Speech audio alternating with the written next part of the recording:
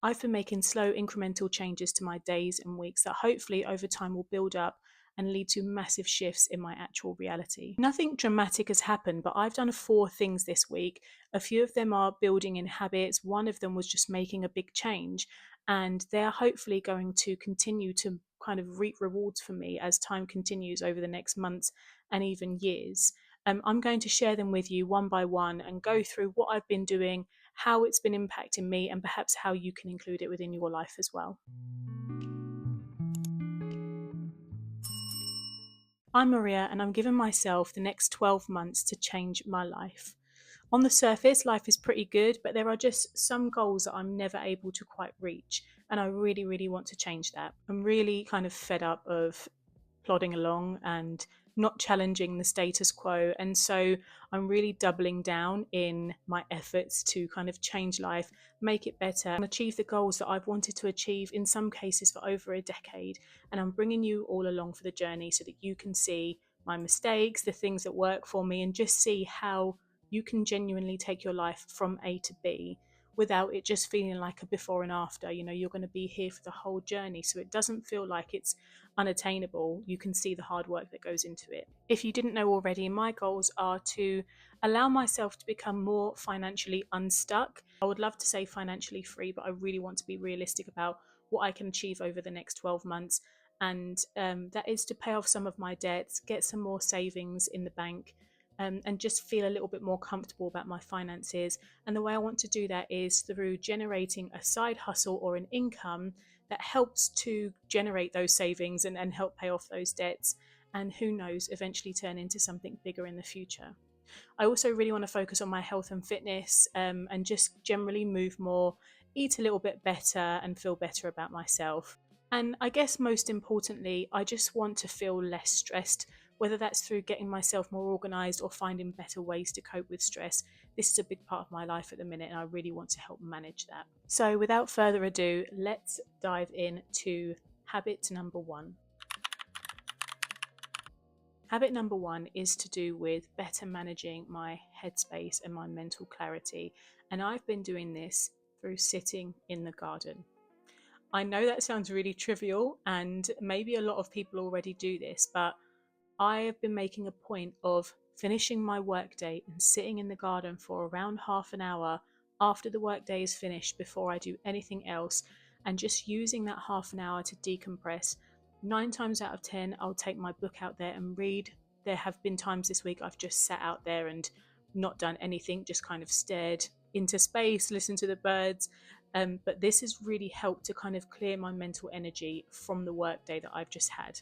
I've currently been reading 4,000 Weeks by Oliver Burkeman. Not sure if anyone's read that previously, but I've been finding it really interesting, so I'll come on to that a little bit later. This has really helped create a transition ritual for me.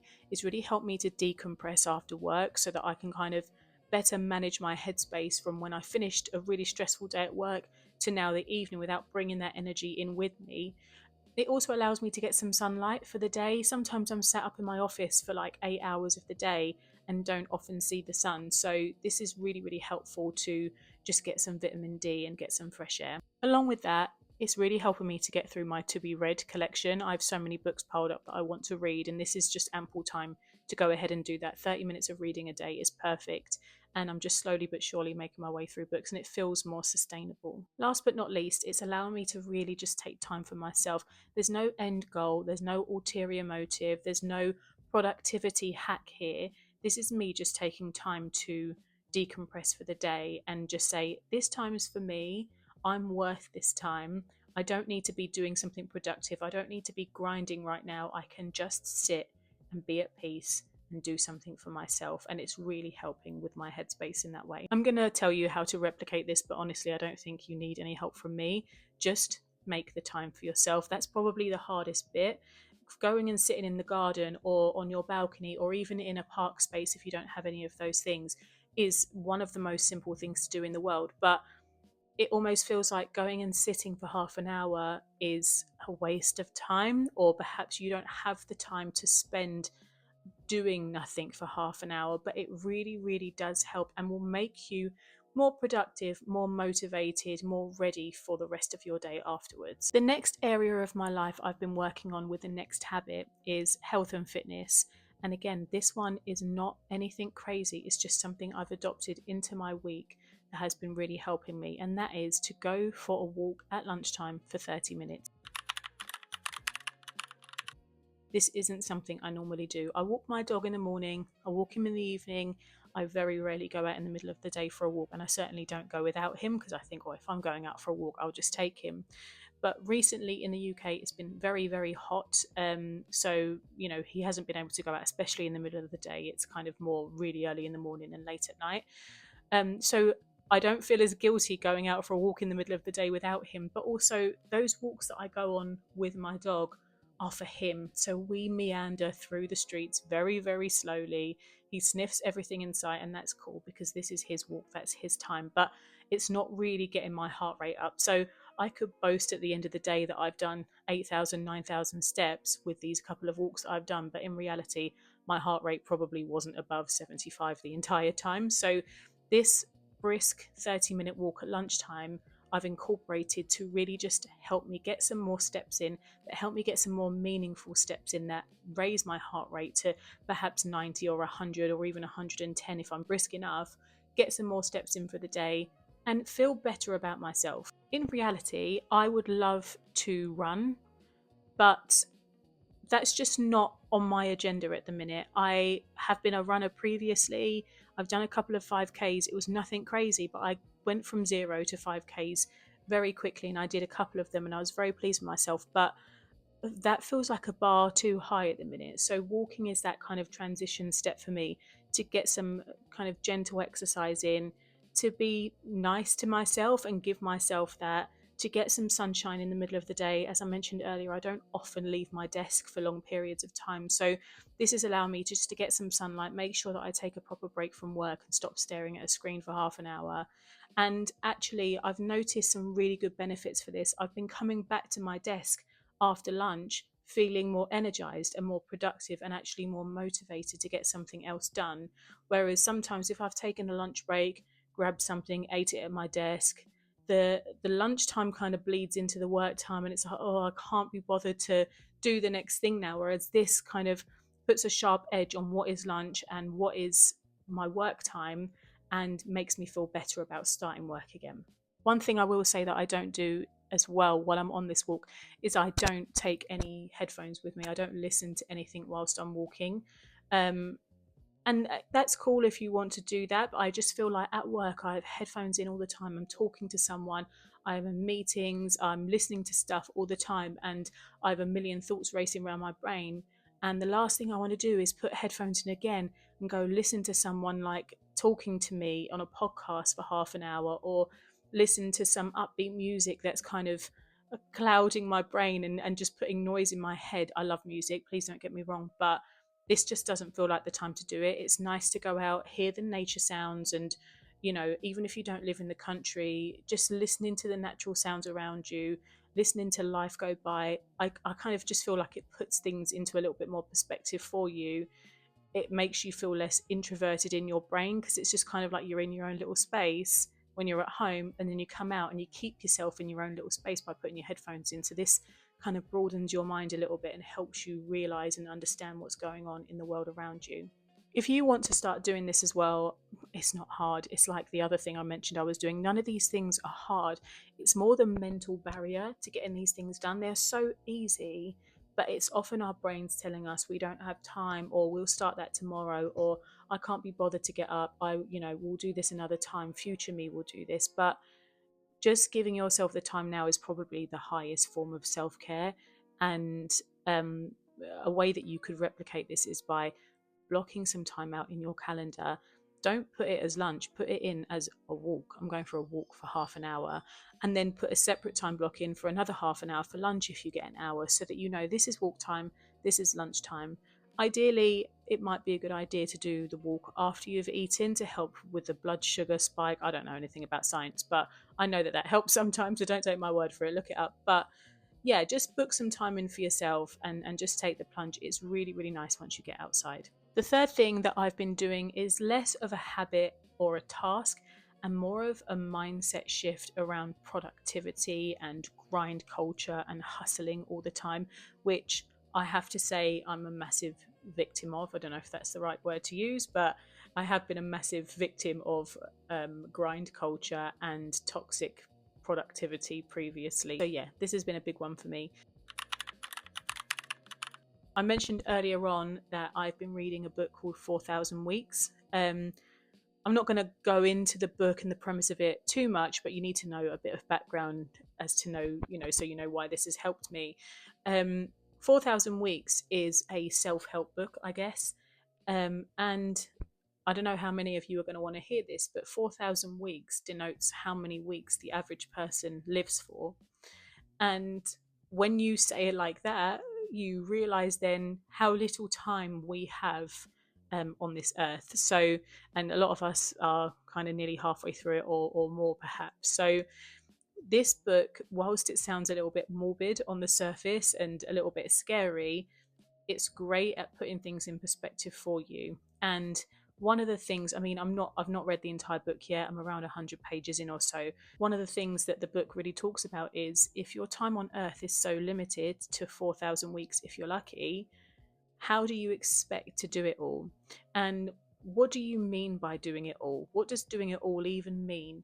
And if you get everything done in a day, what does that generally do? Just brings you more work to do. It's like an email inbox. As soon as you answer an email, another one comes crawling in, like you're not far behind it. So it's just kind of putting a lot of things in perspective that you can have priorities, but not everything can be a priority, and you need to make sacrifices.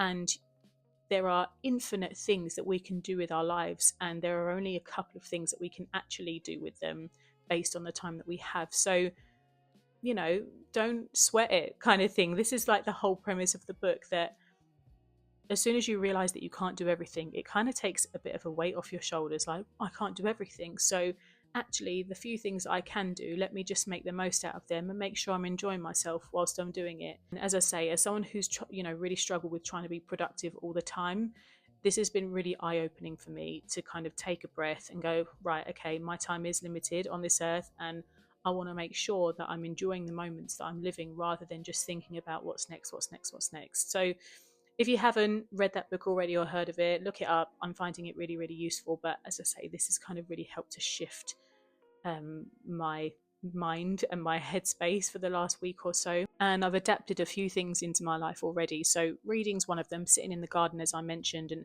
actually just taking some time for myself. Usually I'll transition straight from work into, right, what's next? Need to make dinner. Right, what's next? I want to make a YouTube video. What's next? I want to, make a digital product, whatever it might be. This is like, okay, well, I do actually want to enjoy some time to relax as well. And I haven't watched a movie in a little while. I've actually watched a couple of films this week. I haven't watched a movie in ages because I always felt like they were too long, and I weren't allowed to relax for that amount of time. I don't know if this is resonating for anyone, but yeah, this has been really helpful for me to kind of get back into some things that I actually really enjoy. The last thing that I've been doing, and I'm going to put a disclaimer on the screen now because I'm absolutely not qualified in finances to be advising anyone. Please do your own research on finances and speak to someone professional to help you. I'm just sharing my experience, what I've done that I feel was best for my financial situation. It might not be, but yeah, just a thing that I've done that's really helped my headspace this week. And that thing is to get a new credit card. Let me dive a little bit deeper into that, because getting a new credit card isn't the thing that's helped me clear my mind space. It's the reason that I've got that new credit card. So I've got a credit card where the promotional time is finished up on it, and it finished up a good while ago. And for ages, I have been paying interest on every single payment that I make on this credit card. And I make a good chunk of payment on it every month. But obviously, the interest rate means that a good proportion of that is going back to interest and not coming off the actual paying down of the card. So it's something that I've said to myself, oh, I'll do that tomorrow, I'll do that next week, I will do that at some point. And this week I was like, let me just do this because this is stressing me out. And it's kind of one of those things that's been at the back of my mind for ages, and I'm wasting money paying interest. So I went on one of those apps. I see what credit cards I had available for me that would suit what I needed them for. I wanted a balance transfer card so I could transfer like my balance onto a new card with a good promotional rate, which meant that I'm not paying interest for a fair amount of time. I managed to find a good deal that I was very, very happy with. And this is going to mean that for a couple of years, whilst I'm paying off the balance of my credit card, I'm not paying any interest at all. Again, I'm not advising that you do this if you have credit cards or any other kind of debt. This is purely what I felt was best for me. Do your own research and take advice from a professional. But this is more advice that if you have something that's been bothering you financially for a little while now, it is not going to go away. And the only way that you're going to tackle it is by just taking it head on and saying, right, I need to give myself 30 minutes to solve this problem. And sometimes that's literally all it takes.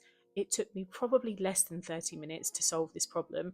And I was so incredibly happy and relieved afterwards. It took a massive weight off my shoulders, thinking, cool, when I start paying down this debt now, it's actually going to go down dramatically every single time. I'm not just throwing my money to a metaphorical fire, going to some company paying the interest. So yeah, do the thing if you need to do it. This is your sign. So they are the 4 things that I've been doing / done this week. On their own, they're probably not massive, but tied all together, they have made a massive impact on my week already, and I know they will for months and even potentially years to come. So I'm really excited to keep these going. And just as a disclaimer, I didn't randomly decide to try these new things and just see what happens. Before the week started, I took a little look at my life, a little assessment of some of the things I weren't happy with in different areas of my life, and decided to change a little thing about them. And these were the 4 that I come up with. I'm going to see how these go over the next few weeks before I start potentially adding more in, but obviously I will share that with you when I do. And as the seasons change, some of these things might not work anymore. As it gets colder or rainy or whatever, I'm probably not going to be able to sit in the garden. Or if it's absolutely pouring down, I'm probably not going to be able to go for a walk at lunchtime in the sunshine. So I will obviously have to adapt and come up with different things that I can do. But again, I will share all of those things with you. Let me know if you found any of these useful, and let me know also if you've done anything over the past week differently for yourself and what impact that's had. I'd love to hear it. As always, please do give me a big thumbs up if you enjoyed this video, and subscribe. It really means everything to me, and I will see you in the next one.